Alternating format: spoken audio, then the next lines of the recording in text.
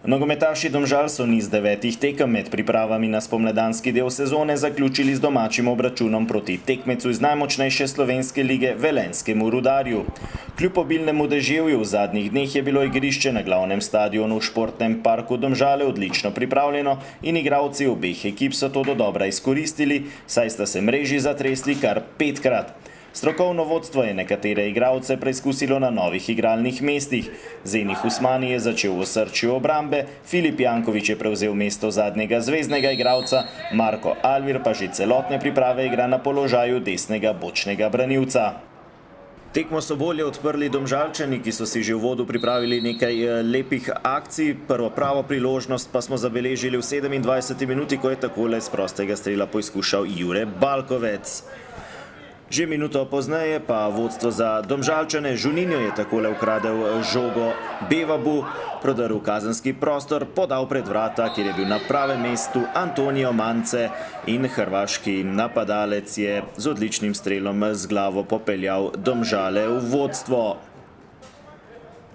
Še enkrat si oglejmo to akcijo. Brazilec z zunanjim delom stopala, Antonio Mance pa je takole kar malce zaplaval po zraku in poskrbel za prvi gol na tekmi.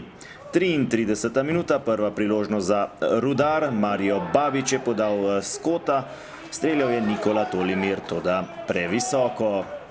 39. minuta, takole je Stjepan Babić našel Mateja Eterovića, toda posojeni nogometaš Domžal je zadev le zunanji del mreže. Prvi polčas se je tako končal z minimalnim vodstvom Domžal, med odmorom prva zamenjava, pri rumenih iz igre Zenih Usmani, v igro pa Kristjan Sredojević, sicer član mladinske ekipe Domžal.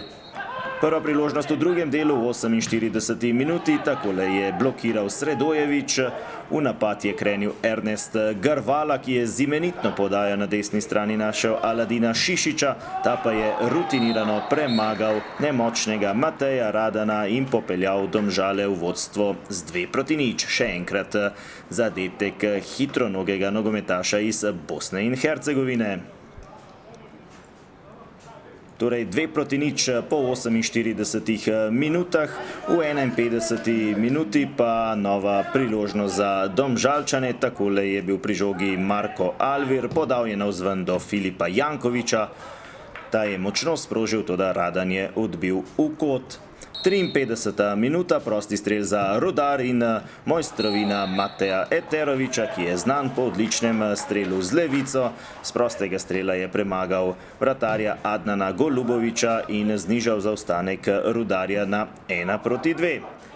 63. minuta, nova priložnost za rumene, pri žogi Juninho, odlična podaja do Šišića, na pravem mestu pa je bil vratar Radan, potem je poizkušal s predložkom še Mance, toda igralci Rudarja so uspeli odbiti v kot. 68. minuta, pri žogi znova Antonio Mance, ki je bil zelo razpoložen za igro, našel je Marka Alvirja, ta je vrnil žogo Manceju, ki je streljal, pred vrati je žoga zadela Kašnika in končala v mreži vratarja Radana. Domžalčani so torej povedli s 3-1, drugi gol Manceja na današnji tekmi.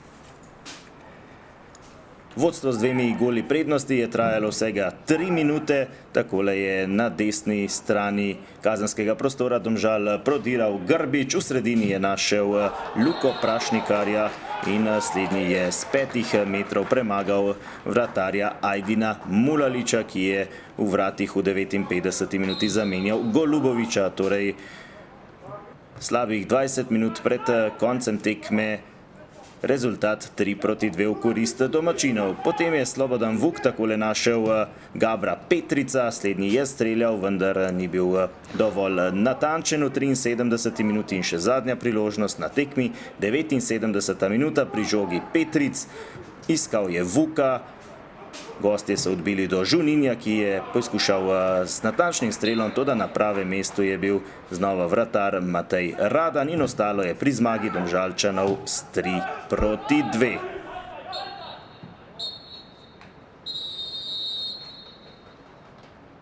Izjemno me veseli zmaga, moram reči, da je pozitiven zaključek teh priprav in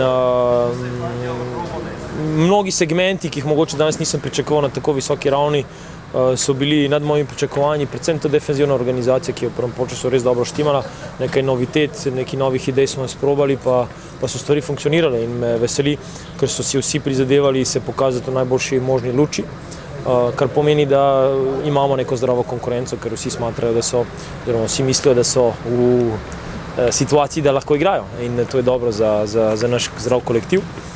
Zmaga je pa vedno pomembna, tisti, ki me vsaj malo poznajo, vejo, da to zahtevam vedno.